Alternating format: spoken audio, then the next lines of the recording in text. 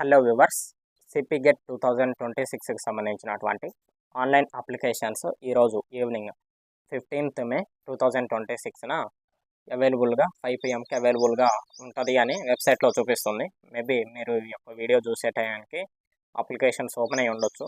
ఈ యొక్క అప్లికేషన్ 2025లో నేనైతే చేశాను. సేమ్ టు సేమ్ ప్రాసెస్ ఉంటుంది. ఈ యొక్క అప్లికేషన్ ఎలా చేసుకోవాలి అనే దాని గురించి ఈ వీడియోలో నేను ఆ యొక్క వీడియోని యాడ్ చేస్తాను. ఏమైనా రిమైనింగ్ చేంజెస్ ఉంటే అవి కూడా చేంజెస్ చేసి యాడ్ చేస్తాను. ఈ యొక్క వీడియో చూస్తే మీకు ఫుల్గా చూస్తే మీకు మీ ఫోన్లోనే సిపి గెట్ అప్లికేషన్ ఎలా చేసుకోవాలి అనేది అర్థమవుతుంది అనుకుంటున్నాను. మీరు ఈ అఫీషియల్ వెబ్సైట్లోకి ఎంటర్ అయిన తర్వాత 3 డివిజన్స్ అయితే మీకు కనపడతాయి. Information, application, latest news. దీనిలో అప్లికేషన్ ఫీజ్ పేమెంట్ అని ఉన్నటువంటి ఈ ఆప్షన్ అయితే మీరు క్లిక్ చేయాలి. అప్లికేషన్ ఆప్షన్లో. ఎందుకంటే మీరు అప్లికేషన్ ఫీజ్ కట్టిన తర్వాత మాత్రమే మీరు అప్లికేషన్ ఫిల్ చేయడానికి అయితే ఫుల్ ఆప్షన్స్ అయితే ఓపెన్ అవుతుంది. ఇందులో మీరు ఫస్ట్ ఆప్షన్ వచ్చేసి క్వాలిఫైయింగ్ ఎగ్జామ్. మీరు ఏ బేస్ మీద ఈ అప్లికేషన్ ఫిల్ చేస్తున్నారు? మ్యాక్సిమం డిగ్రీ పాస్డ్ అవుట్ ఉంటారు కాబట్టి డిగ్రీ సెలెక్ట్ చేసుకోండి. ఇన్ కేస్ మీరు ఇంటిగ్రేటెడ్ పీజీ చేయాలి అనుకుంటే ఇంటర్ పాస్ అయిన వాళ్ళు ఇంటర్మీడియట్ సెలెక్ట్ చేసుకోండి. నెక్స్ట్ వచ్చేసి మన హాల్ టికెట్ నెంబర్ సెమిస్టర్ది ఇవ్వాలి. థర్డ్ పాయింట్ వచ్చేసి క్యాండిడేట్స్ నేమ్. మీది 10th ఏ నేమ్ ఉంది? 10th సర్టిఫికెట్లో ఉన్న విధంగా name and date of birth అయితే ఇక్కడ థర్డ్ ఆప్షన్లో, ఫోర్త్ ఆప్షన్లో ఎంటర్ చేయాల్సి ఉంటుంది అనమాట. ఆ నెక్స్ట్ ఆప్షన్ వచ్చేసి మొబైల్ నెంబర్. మీరు పర్సనల్గా వాడే మొబైల్ నెంబర్ అన్ని సిచ్యువేషన్స్లో మీకు అవైలబుల్గా ఓటీపీ చెప్పడానికైనా ఏదైనా ఫర్దర్ ఇన్ఫర్మేషన్ కోసం మీకైతే అఫీషియల్ ఇన్ఫర్మేషన్ కోసం యూస్ఫుల్ అయ్యే మొబైల్ నెంబర్ కూడా ఇక్కడ మీరు ఎంటర్ చేయాల్సి ఉంటుంది. అలాగే ఈ మొబైల్ ఎవరికి సంబంధించింది? మీ పర్సనల్లా, మీ మదరా, మీ ఫాదర్దా, రిలేటివ్స్దా అనేది కూడా సెలెక్ట్ చేసుకోవాలి. మ్యాక్సిమం మీ సెల్ఫ్ నెంబర్ ఇవ్వండి. అలాగే ఆల్టర్నేట్ మొబైల్ నెంబర్ అయితే ఇవ్వండి, ఎందుకంటే సమ్ కేసెస్లో యూస్ఫుల్ అవుతుంది. అలాగే మీ పర్సనల్ ఈమెయిల్ ఐడి కూడా ఇవ్వండి. నెక్స్ట్ వచ్చేసి కేటగిరీ. ఇది ఇంపార్టెంట్ అనమాట. ఎందుకంటే మీరు పర్టికులర్గా ఒక క్యాస్ట్ బిలాంగింగ్ అయితే ఆ కేటగిరీకి సంబంధించినటువంటి రిజర్వేషన్ అప్లై అవుతుంది కాబట్టి మీరు కరెక్ట్గా చూజ్ చేసుకోండి. ఏబిసిడి ఏదైతే ఉందో అది కరెక్ట్గా చూజ్ చేసుకోండి. రిజర్వేషన్ బేస్లో మీకు అదే యూస్ఫుల్ అవుద్ది. ఫీజు కూడా మీకు ఇక్కడ కొంచెం ఎగ్జామ్షన్ ఉంటుంది. ఇన్ కేస్ మీకు నెక్స్ట్ వచ్చేసి ఫిజికల్లీ హ్యాండిక్యాప్డ్ సర్టిఫికేట్ ఉంటే మీరు ఎస్ క్లిక్ చేసిన తర్వాత మీరు మీ సర్టిఫికేట్ నెంబర్ అయితే ఇక్కడ ఎంటర్ చేయాల్సి ఉండదు అనమాట. ఎందుకంటే there is a special reservation. ఓకేనా? మీ స్పెషల్ రిజర్వేషన్ అప్లై అవుద్ది కాబట్టి ఫిజికల్లీ హ్యాండిక్యాప్డ్ సర్టిఫికేట్ ఉంటే అప్లై చేయండి, లేకపోతే నో అని సెలెక్ట్ చేసుకోండి. నెక్స్ట్ వచ్చేసి మీరు ఎన్ని సబ్జెక్ట్స్లో ఎగ్జామ్ రాయాలి అనుకుంటున్నారు? ఫర్ ఎగ్జాంపుల్ నేను ఎంఏ ఇంగ్లీష్, ఎంఎస్సి కెమిస్ట్రీ రాద్దాం అనుకుంటున్నాను. 2 రాస్తే ఎందులో మంచి మార్కులు వస్తే అందులో సీటు కావాలి అనుకుంటే 2 రాద్దాం అనుకుంటాను. అలాగే మీరు ఎన్ని మార్కులు మీరు ఎన్ని ఎగ్జామ్స్ అటెంప్ట్ చేయాలి అనుకుంటున్నారు అనేది మీరు ఇక్కడ క్లారిటీగా సెలెక్ట్ చేసుకోవాల్సి ఉంటుంది. నెక్స్ట్ వచ్చేసి పేమెంట్ టైప్. మీరైతే పేమెంట్ కూడా ఎలా కంప్లీట్ చేయాలో ఇప్పుడు నేను మీకు చూపెడుతున్నాను. పేమెంట్ ప్రాసెస్ వచ్చేసి మీరు ఇక్కడ డెబిట్ కార్డ్ అయితే సెలెక్ట్ చేసుకోవాల్సి ఉంటుంది అనమాట. డెబిట్ కార్డ్ ఆప్షన్నే మీరు సెలెక్ట్ చేసుకోండి. ఇందులో అయితే రిస్క్ ఉండదు అనమాట. ఓకేనా? తర్వాత ఇనిషియేట్ పేమెంట్ మీరు క్లిక్ చేసినట్లయితే మీకైతే ఈ విధమైన ఇంటర్ఫేస్ అయితే ఓపెన్ అవుద్ది. ఇందులో కార్డ్ అనే ఆప్షన్ మీరు క్లిక్ చేయాలి. మీకైతే నేను ఎలా ఎంటర్ చేయాలనేది ఒక ఎగ్జాంపుల్ రైట్ సైడ్ నా కార్డు చూపెడుతున్నాను. ఇలా ఉన్నటువంటి మీ డెబిట్ కార్డులో ఉన్నటువంటి ఈ 16 లెటర్స్ 16 డిజిట్స్ అయితే మీరు ఎంటర్ చేయాలని ఉంటుంది.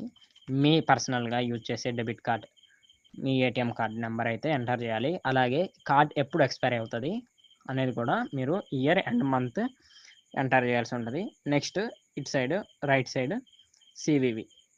అలాగే నెక్స్ట్ ఫుల్ నేమ్. ఈ కార్డ్ ఎవరికి సంబంధించినది అని ఆ కార్డ్ పైన ఉన్నటువంటి నేమ్ కూడా మీరు ఎంటర్ చేయాల్సి ఉంటుంది.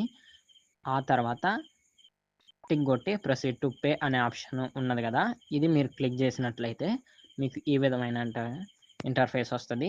ఆ కార్డ్ ఆ బ్యాంక్ అకౌంట్కి రిలేటెడ్ ఉన్నటువంటి మొబైల్ నెంబర్కి ఒక ఓటీపీ అయితే వస్తుంది అనమాట. ఓకేనా? ఆ ఓటీపీని అయితే మీరు ఇక్కడ ఎంటర్ ది ఓటీపీ అని ఉన్నటువంటి ఈ బ్లాక్లో ఎంటర్ చేయాల్సి ఉంటుంది. ఓకే, నేనైతే చూపెడుతున్నాను. ఫర్ ఎగ్జాంపుల్ ఎలానో ఇక్కడైతే మీరు ఎంటర్ చేసిన తర్వాత కొంచెం కిందకి స్క్రోల్ చేస్తే మీకు ఇక్కడ ఉన్నటువంటి ఆప్షన్స్లో సబ్మిట్ అని ఉన్నటువంటి ఆప్షన్ మీరు క్లిక్ చేసినట్లయితే మీకైతే పేమెంట్ కంప్లీట్ అయిపోద్ది. ఇలా మీకైతే ఇంటర్ఫేస్ వస్తుంది. Your payment done successfully. ఓకేనా. తర్వాత కింద చూడండి right side, I mean left and right చూస్తే పేమెంట్ ఐడి అని గ్రీన్ కలర్లో మీకైతే ఒక ఐడి కనపడుతుంది. ఈ ఐడిని అయితే మీరైతే కాపీ చేసుకోవాల్సి ఉంటుంది అనమాట. ఓకేనా. స్క్రీన్ షాట్ చేసుకోండి, మీకైతే యూస్ఫుల్ అవుద్ది. ఇదైతే మీరు కాపీ చేసుకున్న తర్వాత కొంచెం కిందకి స్క్రోల్ చేస్తే ప్రొసీడ్ టు ఫిల్ అప్లికేషన్ అనేది అయితే ఉంది కదా, ఈ ఆప్షన్ మీరు క్లిక్ చేస్తే ఆటోమేటిక్గా మీరు అప్లికేషన్ ఫిల్ చేయడానికైతే మీకు ఇంటర్ఫేస్ వచ్చేస్తుంది. ఇన్ కేస్ మీరు బ్యాక్ వచ్చేస్తే మెయిన్ ఇంటర్ఫేస్లోకి ఆ పేమెంట్ అయిపోయిన తర్వాత ఫిల్ అప్లికేషన్ ఫామ్ అని ఉన్నటువంటి థర్డ్ పాయింట్ అని క్లిక్ చేయొచ్చు. లేకపోతే మీకు పేమెంట్ ఫెయిల్ అయింది అనుకుంటే మీరు అమౌంట్ కట్ అయిందా లేదా, రియల్గా ఏదైనా ప్రాబ్లం ఉందా, మీరు డీటెయిల్స్ కొట్టి ఎంటర్ చేసుకోవచ్చు. మీకైతే అక్కడ నుండి అయితే ట్రాన్సాక్షన్ ఐడి వస్తుంది. మీ ట్రాన్సాక్షన్ ఐడిని కాపీ చేసుకొని ఇక్కడ రిఫరెన్స్ ఐడి ఇక్కడ మీరు ఎంటర్ చేసిన తర్వాత మీ డీటెయిల్స్ ఇచ్చేస్తే ఆటోమేటిక్గా మీకైతే ప్రొసీడ్ టు ఫిల్ అప్లికేషన్ అనేది అయితే వస్తుంది. దీని తర్వాత ఇది ఇంపార్టెంట్ పాయింట్ అనమాట. ఇదైతే మీరు క్లారిటీగా చూడండి. ఈ అప్లికేషన్ ఫామ్లో మనం ఏ టెస్ట్, ఎంట్రన్స్ టెస్ట్ ఫ్యాకల్టీ అనేది అయితే ఉంది కదా. ఫర్ ఎగ్జాంపుల్ నేను ఎంఏ ఇంగ్లీష్ చేయాలనుకుంటున్నాను. ఇది ఎందులోకి వస్తుంది, సైన్స్ కాదు, ఆర్ట్స్ అనమాట. అందుకే మనం ఏ సబ్జెక్ట్స్లో చేయాలనుకుంటున్నామో అది క్లారిటీగా సెలెక్ట్ చేసుకుంటే, నేను ఆర్ట్స్ కాబట్టి ఆర్ట్స్ సెలెక్ట్ చేసుకుంటే దాంట్లో సబ్జెక్ట్స్ ఉంటాయి అన్నమాట. ఒక్కొక్క సబ్జెక్ట్ని ఒక్కొక్క డివిజన్ చేశారు. అందులో నేను ఎంఏ ఇంగ్లీష్ చేయాలనుకుంటున్నాను కాబట్టి క్లిక్ చేసి మీరు యాడ్ బటన్ నొక్కితే మీకు నచ్చినటువంటి సబ్జెక్ట్ ఆటోమేటిక్గా కింద ఇక్కడ చూపెడుతుంది ఏ సబ్జెక్ట్స్ యాడ్ అయ్యాయి అని. ఓకేనా. నేను యాడ్ చేసినటువంటి సబ్జెక్ట్ కింద యాడ్ అయింది. అలాగే నేను ఎంఎస్సి కెమిస్ట్రీ చేద్దాం అనుకుంటున్నాను. అది దేనికి సంబంధించినటువంటిది, సైన్స్ సబ్జెక్ట్ అంటే ఫ్యాకల్టీ ఆఫ్ సైన్స్ సెలెక్ట్ చేసుకోవాలి. నెక్స్ట్ ఎంఎస్సి కెమిస్ట్రీ మీకు సంబంధించి అందులో కూడా పర్టికులర్గా సబ్జెక్ట్ సెలెక్ట్ చేసుకుంటే మీరు యాడ్ కొడితే ఆటోమేటిక్గా ఈ ఎలిజిబిలిటీ క్రైటీరియా అనేది అయితే చూపెడుతుంది. బ్యాచిలర్స్లో, ఐ మీన్ మీరు డిగ్రీలో కెమిస్ట్రీ ఆర్ఎల్స్ జువాలజీ ఏదైనా పర్టికులర్ సైన్స్ సబ్జెక్ట్ చదివితే తప్ప మీరు పీజీ అందులో చేయలేరు. కాబట్టి మీరు ఒకసారి అయితే ఎలిజిబిలిటీ చెక్ చేసుకున్న తర్వాతే ఆ సబ్జెక్ట్స్ అయితే సెలెక్ట్ చేసుకోండి. ఓకేనా. అది మీకు ఎలిజిబిలిటీ క్రైటీరియా ఓకే అనుకుంటే క్లోజ్ కొట్టేసి యాడ్ చేయండి. యాడ్ అనే ఆప్షన్ నొక్కినట్లయితే మీకు ఆటోమేటిక్గా ఇక్కడ సబ్జెక్ట్స్ అయితే యాడ్ అవుతాయి. మీరు డిలీట్ చేయాలనుకుంటే డిలీట్ కూడా ఆప్షన్ నొక్కితే ఆటోమేటిక్ డిలీట్ అయిపోతాయి. నెక్స్ట్ ఆప్షన్ వచ్చేసి క్యాండిడేట్ డీటెయిల్స్ అనేది అయితే ఉంది కదా. ఇందులో మీ నేమ్, మీ ఫాదర్ నేమ్, మీ మదర్ నేమ్, మీది ఏదైతే ఎస్ఎస్సిలో ఉన్నదో మీ 10th మెమోలో ఉన్నట్లు ఇవ్వండి. అలాగే మీ డేట్ ఆఫ్ బర్త్ ఏదైతే 10th మెమోలో ఉందో అది మన ఫీజు పేమెంట్ అప్పుడే ఇచ్చాం, కరెక్ట్ వచ్చిందా లేదా ఒకసారి క్రాస్ చెక్ చేసుకోండి. అలాగే మీరు మేల్ ఆర్ ఫీమేల్ అనేది కరెక్ట్గా చెక్ చేసుకుని, ఐ మీన్ ఎందుకంటున్నానంటే మనోళ్ళు కొంచెం తొందరలో హడావిడిగా ఇచ్చేస్తూ ఉంటారు. ఫీమేల్ అయితే మీరు ఫీమేల్ సెలెక్ట్ చేసుకోండి. ఎందుకంటే స్పెషల్ రిజర్వేషన్ ఉందన్నమాట 33% ఫీమేల్స్కి. అలాగే మీకు సంబంధించినటువంటి బర్త్ స్టేట్, ఓకేనా, మీ ఆధార్ నెంబర్ కూడా ఇచ్చేయాల్సి ఉంటుంది. ఆధార్ నెంబర్ ఇచ్చిన తర్వాత బర్త్ స్టేట్ మీరు ఉన్నటువంటి స్టేట్ అయితే సెలెక్ట్ చేసుకోండి. ఎందుకైనా బెటర్ మీరు ప్రజెంట్ ఉన్నటువంటి స్టేట్నే birth state I mean select చేసుకుంటే సరిపోద్ది. తర్వాత కేటగిరీ డీటెయిల్స్ అయితే మీరు ఎంటర్ చేయాల్సి ఉంటుంది అనమాట. కేటగిరీలో పర్టికులర్ కేటగిరీ అని మనం ఫీజ్ పేమెంట్ అప్పుడు సెలెక్ట్ చేసుకున్నాం. బట్ అందులో కూడా కొన్ని సబ్ క్యాస్టెస్ ఉంటాయి. ఫర్ ఎగ్జాంపుల్ ఎస్సీలో Mala, Madiga and some classes, some sub castes ఉన్నాయి. కాబట్టి ఆ క్యాస్ట్ సెలెక్ట్ చేసుకుంటే మీకు రిజర్వేషన్ కూడా అప్లై అవుతుంది. అలాగే స్పెషల్ రిజర్వేషన్ కేటగిరీ మీరు ఎంటర్ చేసినటువంటి క్యాస్ట్ సర్టిఫికేట్ నెంబర్ను కూడా మీరైతే నేను మీకు చూపెట్టాను. పైన క్యాస్ట్ సర్టిఫికేట్ నెంబర్ అయితే రైట్ సైడ్ ఎంటర్ చేయాల్సి ఉంటుంది. స్పెషల్ కేటగిరీలో ఇన్ కేస్ మీరు national cadet crops, I mean మీరు ఎన్‌సీసీ చేసుంటే సర్టిఫికేట్ నంబర్ ఎంటర్ చేయాల్సి ఉంటది. ఓకేనా? మీరు సెలెక్ట్ చేసుకోండి. మీ వెరిఫికేషన్ అయితే ఒకరోజు చేస్తారు. ఒకవేళ ఇన్ కేస్ ఆఫ్ మీ ఫాదర్ ఆర్ మదర్ ఆర్మీలో పనిచేస్తుంటే చిల్డ్రన్ ఆఫ్ ఆర్మర్డ్ పర్సనల్ అది సెలెక్ట్ చేసుకోండి.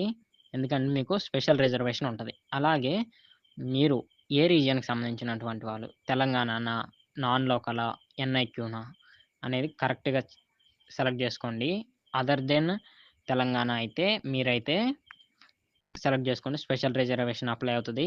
ఇన్ కేస్ మీరు మైనారిటీ అయితే మీరు ఏ కేటగిరీ పర్టిక్యులర్ జైనా, బుద్ధిస్టా ఏ మైనారిటీ కేటగిరీకి సంబంధించిన వాళ్ళో మీరు సెలెక్ట్ చేసుకోండి. నేనైతే ఇక్కడ నాన్ మైనారిటీ కాబట్టి నాన్ మైనారిటీ సెలెక్ట్ చేశాను. అలాగే మీ యాన్యువల్ ఇన్‌కమ్ మీ సర్టిఫికేట్ ఇన్‌కమ్ సర్టిఫికేట్‌లో ఇన్‌కమ్ ఎంతుందో అంత అబోవ్ 1,00,000 బిలో 2,00,000 మీడియేషన్ ఉంటే మీరైతే కరెక్ట్‌గా సెలెక్ట్ చేసుకోండి. మాక్సిమం అబోవ్ 1,00,000 బిలో 2,00,000 ఉండేటట్టు మేనేజ్ చేసుకోండి. సెకండ్ ఆప్షన్ వచ్చేసి అడ్రస్ డీటెయిల్స్. మీ ఆధార్ కార్డ్‌లో ఉన్నటువంటి అడ్రస్ ఏదైతే హౌస్ నెంబర్, పర్టిక్యులర్‌గా స్ట్రీట్ అన్నీ చూసుకొనివ్వండి.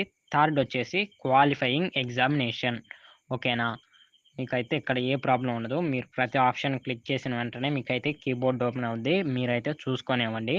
క్వాలిఫయింగ్ ఎగ్జామినేషన్ నేనైతే బీఎస్సీ బీఎస్సీ చదివారు కాబట్టి బీఎస్సీ క్లిక్ చేస్తాను. మీరు డిగ్రీలో ఏం చదివారు? బీఏనా? బీఎస్సీయా? అది క్లిక్ చేయండి. తర్వాత మీరు డిగ్రీలో చదివినటువంటి సబ్జెక్ట్స్ అయితే మీరు మెయిన్‌గా 3 సబ్జెక్ట్స్ చదివి ఉంటారు కదా! బీఏ అయితే హిస్టరీ, ఎకనామిక్స్, పొలిటికల్ సైన్స్ ఇలా. మీరు బీఎస్సీలో కూడా ఏం చదివారు? మీరు చదివిన సబ్జెక్ట్స్ ఏంటో కూడా మీరిక్కడ సెలెక్ట్ చేసుకోవాల్సి ఉంటది. నేనైతే ఫస్ట్ ఎంపీసీ, ఈఎస్ ఓకేనా? మ్యాథ్స్, సబ్జెక్ట్ 2 అయితే ఫిజిక్స్, సబ్జెక్ట్ 3 అయితే కంప్యూటర్ సైన్స్ కాబట్టి నేనైతే ఈ 3 నేనైతే సెలెక్ట్ చేసుకున్నాననమాట. ఓకేనా? మీకైతే నేను మీకు ఎలా ఎన్ని సబ్జెక్ట్స్ ఏముంటాయో కూడా మీకు చూపెడుతున్నాను. సెలెక్ట్ చేసుకున్న తర్వాత మీరు ఏ యూనివర్సిటీ బేస్‌లో ఉన్నారు? మీరు కాకతీయనా? మీరు ఉస్మానియా యూనివర్సిటీలో బేస్‌లో ఉన్నటువంటి కాలేజెస్‌లో చదివారా? ఓకేనా? ఇది చదివిన తర్వాత కాకతీయ యూనివర్సిటీ మీరు పర్టిక్యులర్ యూనివర్సిటీ సెలెక్ట్ చేసుకొని ఎంటర్ చేసిన తర్వాత మీ కాలేజ్ నేమ్ అయితే ఇక్కడ ఎంటర్ చేయాల్సి ఉంటది. ఓకేనా? నేనైతే మా కాలేజ్ నేమ్ అయితే ఎంటర్ చేస్తున్నాను. ఈ మిడిల్ కాలమ్‌లో. నెక్స్ట్ వచ్చేసి మీరు పాస్డ్ అవుట్ ఇయర్. ఇప్పుడు మీరు ఏ ఇయర్‌లో డిగ్రీ పాస్ అయ్యారో ఆ ఇయర్‌నైతే మీరు సెలెక్ట్ చేసుకోవాల్సి ఉంటది. నాదైతే 2025లో అయిపోయింది కాబట్టి నేను 2025 సెలెక్ట్ చేశాను. అలాగే మీరు ఏ మీడియం? తెలుగు మీడియంలో డిగ్రీ చేశారా? ఇంగ్లీష్ మీడియంలో డిగ్రీయా? ఆర్ ఎల్స్ ఉర్దూ మీడియంలో చేసిరా? అని క్లారిటీతో ఇక్కడైతే మీరు ఈ ఆప్షన్ అయితే క్లిక్ చేయాల్సి ఉంటది. అలాగే మీరు సెకండ్ లాంగ్వేజ్ డిగ్రీలో హిందీ చదివి ఉంటారు కొంతమంది. అలాగే కొంతమంది ఉర్దూ చదివి ఉంటారు. ఇది మీరు క్లిక్ చేసిన తర్వాత సెలెక్ట్ చేసుకొని ఇవ్వండి. నెక్స్ట్ వచ్చేసి మీకు ఓవరాల్ పర్సంటేజ్ డిగ్రీలో ఎంత పర్సంటేజ్ వచ్చిందనేది ఇవ్వండి. నేను ఎలా ఇవ్వాలనేది కూడా మీకు రైట్ సైడ్ చూపెడుతున్నాను. సెమిస్టర్ వైజ్ మీకు వచ్చినటువంటి మార్క్స్ యాడ్ చేసుకుంటూ వెళ్తే వచ్చిన దాన్ని ఈక్వల్ టు చేసి బై 6 చేస్తే మీకు వచ్చిన పర్సంటేజ్ అయితే ఎంత పర్సంటేజ్ ఉంటుందో అంత పర్సంటేజ్ అయితే ఇవ్వండి. నాకైతే ఇలా పాయింట్స్ అయితే వచ్చాయి. దాన్ని నేను యావరేజ్‌గా 84% అయితే ఇచ్చేస్తున్నాను. తర్వాత మీరు కిందకి స్క్రోల్ చేసినట్లయితే ఎస్ఎస్‌సి డీటెయిల్స్ ఎస్ఎస్‌సి మీ 10థ్ హాల్ టికెట్ నెంబర్ అలాగే మీరు ఏ మంత్‌లో పాస్ అయ్యారు అనేదైతే అలాగే ఇంటర్‌లో కూడా ఉంటది. ఈ month of passing, year of passing కూడా ఉంటది. ఈ 2 మీరు క్లిక్ చేసిన తర్వాత మీరు డిగ్రీ తర్వాత ఏదైనా కోర్స్ చేశారా అని కూడా అడుగుతుంది. ఇదైతే మాక్సిమం అందరూ చేసుండరు. నెక్స్ట్ మీరు చేసుంటే పర్టిక్యులర్‌గా అక్కడ ఇచ్చేయండి. తర్వాత పర్టిక్యులర్స్ ఫిల్ చేసిన తర్వాత particulars of study pertaining to consecutive 7 years. ఓకేనా? మీరు ninth to degree final year వరకు ఏ ఇయర్‌లో చదివారు? ఎక్కడెక్కడ చదివారు అనేదైతే ఇక్కడ మీరు ఫిల్ చేయాల్సి ఉంటదనమాట. ఓకేనా? నేనైతే 9థ్ క్లాస్ టు 10థ్ క్లాస్ ఎప్పుడు చదివాను? 10థ్ క్లాస్ టు ఇంటర్ ఏ క్లాస్‌లో ఏ ఇయర్‌లో చదివాను? నాదైతే 2020లో 10థ్ పాస్డ్ అవుట్. అంటే నేను 2019, 2020లో 10థ్. అలాగే మిడిల్ కాలమ్‌లో నేమ్ ఆఫ్ ది స్కూల్. మీరు ఏ స్కూల్‌లో చదివారనేది కూడా క్లారిటీగా ఇయ్యాల్సి ఉంటదనమాట. ఎందుకంటే మీకు కన్సిక్యూటివ్‌గా 7 ఇయర్స్ తెలంగాణ రీజియన్‌లో చదివుంటే లోకల్ క్యాండిడేట్ కింద రిజర్వేషన్ అప్లై అవుతుంది. ఇన్ కేస్ మీరు అదర్ స్టేట్‌లో చదివుంటే అదర్ స్టేట్ రిజర్వేషన్ ఎన్ఐక్యూలో స్పెషల్ రిజర్వేషన్ దాంట్లో కూడా అదే పర్సెంటేజ్ ఉంది. అదర్ కంట్రీ అయినా పర్లేదు. తర్వాత మీరు ఎంటర్ చేసిన తర్వాత స్టేట్ ఆఫ్ స్టడీ మీరు ఏ స్టేట్‌లో చదివారో ఓకేగా. తర్వాత రైట్ సైడ్ ఉంది కార్నర్‌లో ఏ డిస్ట్రిక్ట్‌లో చదివారనేది కూడా సెలెక్ట్ చేసుకోవాల్సి ఉంటుంది. ఇదన్నిటికి మీరు 9th క్లాస్ నుండి డిగ్రీ దాకా అన్ని ఆప్షన్స్ మీరు సెలెక్ట్ చేసుకుంటూ రండి. క్లారిటీగా ఏం మిస్టేక్ చేయొద్దు. దాని తర్వాత రీజనల్ టెస్ట్ సెంటర్స్ అని ఇక్కడ ప్రిఫరెన్సెస్ అయితే మనం ఇవ్వాల్సి ఉంటుంది. ఎందుకంటే మన దగ్గరలో ఉన్న ఏరియాకి మనం వెళ్ళి ఎగ్జామ్ రాయాల్సి ఉంటుంది కాబట్టి మనం ఎంత వీలైతే అంత దగ్గరలో ఉన్నటువంటి సెంటర్స్ అయితే ఇవ్వండి. 4 సెంటర్ ప్రియారిటీస్ అయితే ఇవ్వాలి. అందులో ఏదైనా ఒకటి మనకి అలాట్ అవుద్ది. నేనైతే నాకు దగ్గరలో ఉన్నటువంటి 4 ప్రియారిటీస్ అయితే మెయిన్‌లీ ఇస్తూ వచ్చాను. మీరైతే చూడొచ్చు. నాకైతే ఖమ్మం దగ్గరలో ఉంది. వరంగల్ ఇలా ఇస్తూ వచ్చిన తర్వాత ఓకేనా. ఒకసారి మీరు ఉన్న ఏరియా బట్టి, అలాగే ఉన్న డిస్టెన్స్ బట్టి మీరు క్యాలిక్యులేట్ చేసుకొని ఇచ్చేయండి. ఓకేనా. నేనైతే ఇస్తున్నాను. ఒకసారి అయితే 1 మినిట్. తర్వాత ఫోటో అండ్ సిగ్నేచర్ అనేది అయితే ఇక్కడ ఉంది. ఫోటో వచ్చేసి మీరు ఒకసారి గమనించినట్లయితే 50 KB జేపీజీ ఫార్మాట్ అనేది అయితే ఉంది. మ్యాక్సిమం మనం తీసిన ఫొటోస్ ఎంబీస్లో ఉంటుంది. ఈ ఎంబీస్లో ఉన్నటువంటి ఫొటోస్ని కేబీ ఎలా తగ్గించాలనేది మీకు రైట్ సైడ్ నేను మీకు ఒక వీడియో ప్లే చేస్తున్నాను చూడండి. మీరు గూగుల్లోకి వెళ్ళి కంప్రెస్ ఇమేజర్ అని కొడితే కంప్రెస్ ఇమేజ్ టు 50 KB అని టైప్ చేస్తే ఒక వెబ్సైట్ అయితే ఓపెన్ అవుద్ది. ఈ వెబ్సైట్ని మీరు ఫస్ట్ నేను మీకు లింక్ కూడా ఇస్తాను. అది మీరు క్లిక్ చేసినట్లయితే అక్కడ మీరు ఈ వీడియోలో చూపెట్టినట్టు ఇమేజ్ని కంప్రెస్ చేసుకోవచ్చు. అలా కంప్రెస్ చేసినటువంటి ఇమేజ్ని మీరు డౌన్లోడ్ చేసుకోండి. ఓకేనా. తర్వాత ఆటోమేటిక్ మళ్ళీ ఈ పేజ్లోకి వచ్చేసి ఇక్కడ మీకు ఫోటో అని ఉంది కదా, ఈ 50 KB అన్న దగ్గర చూస్ ఫైల్ దగ్గర మీరైతే ఫైల్ చూస్ చేసుకుంటే మీరు డౌన్లోడ్ చేసుకున్నటువంటి ఆ ఇమేజ్ కంప్రెస్ అయినటువంటి ఇమేజ్ 50 KBకి వచ్చేస్తుంది. అలాగే సిగ్నేచర్ కూడా 30 KBకి వచ్చేస్తుంది. ఇది మీరు సెలెక్ట్ చేసుకున్న తర్వాత కరెక్ట్ ఉందా లేదా ఒకసారి క్రాస్ చెక్ చేసుకోండి. తర్వాత ఇక్కడ ఉన్నటువంటి బాక్స్లో అయితే మీరైతే టిక్ ఇవ్వాల్సి ఉంటుంది అనమాట. తర్వాత ప్రీవ్యూ అండ్ సబ్మిట్ అనే ఈ ఆప్షన్ని కొంచెం కిందకు స్క్రోల్ చేస్తే మీరు క్లిక్ చేయొచ్చు. ఈ ఆప్షన్ క్లిక్ చేస్తే మీరు ఏ పేపర్స్ అయితే ఇచ్చారు, మీరు ఇచ్చినవి కరెక్టా కాదా, అలాగే మీ క్యాండిడేట్ డీటెయిల్స్ మీరు ఎంటర్ చేసినటువంటి డీటెయిల్స్ మళ్ళీ ఒకసారి చెక్ చేసుకోవడానికి మీకైతే ఆప్షన్ ఉంటుంది అనమాట. ఓకేనా.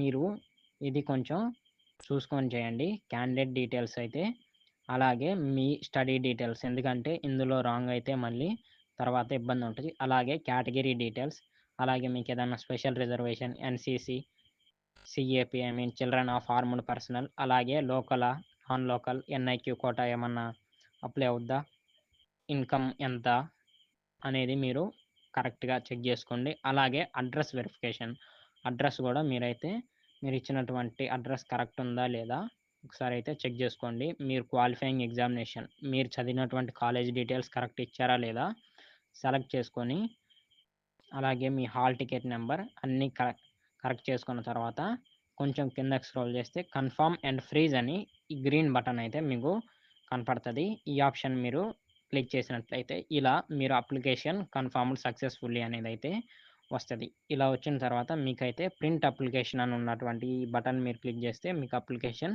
ఇలా వచ్చేస్తుంది. దీన్ని మీరు ప్రింట్ కొడితే మీకు ఆటోమేటిక్గా సేవ్ యాస్ పీడిఎఫ్ అనేది అయితే మీకు కనపడుతుంది. దీన్ని మీరు పీడిఎఫ్లో సేవ్ చేసుకున్నా పర్లేదు. ఓకేనా. మీకు అప్లికేషన్ సక్సెస్ఫుల్లీ అని వచ్చినప్పుడు ఆ స్క్రీన్ షాట్తో మీరు మళ్ళీ ఎలా ప్రింట్అవుట్ తీసుకోవాలో కూడా నేను చెప్తున్నాను. పీడిఎఫ్ అయితే ఇలా మీరు సేవ్ చేసుకొని పెట్టుకోండి.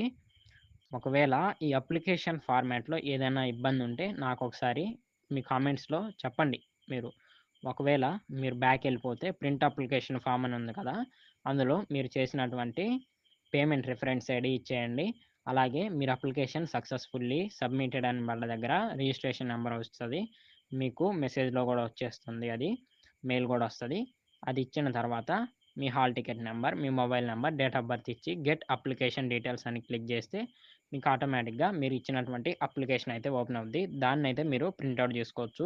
ఈ యొక్క సిపి గెట్ 2026కి సంబంధించినటువంటి ఓవరాల్ ప్రాసెస్ని నా యొక్క ఎక్స్పీరియన్స్తో 2025లో నేను ఎలా చేశాను అనే దాన్ని బట్టి మీకు వీడియోస్ చేసి ఈ యొక్క ఛానల్ అప్లోడ్ చేయాలి అనుకుంటున్నాను. ఈ యొక్క వీడియోస్ మీకు యూస్ఫుల్ అవ్వచ్చు. సిపి గెట్ 2025 మీరు కనుక రాస్తుంటే మన ఛానల్ని రెగ్యులర్గా ఫాలో అవుతుండండి. మీకు ఎంతో కొంత యూస్ఫుల్ అవ్వచ్చు. ఇలాంటి మరిన్ని వీడియోస్ కోసం మన ఛానల్ని సబ్స్క్రైబ్ చేసుకోండి. Thank you for watching.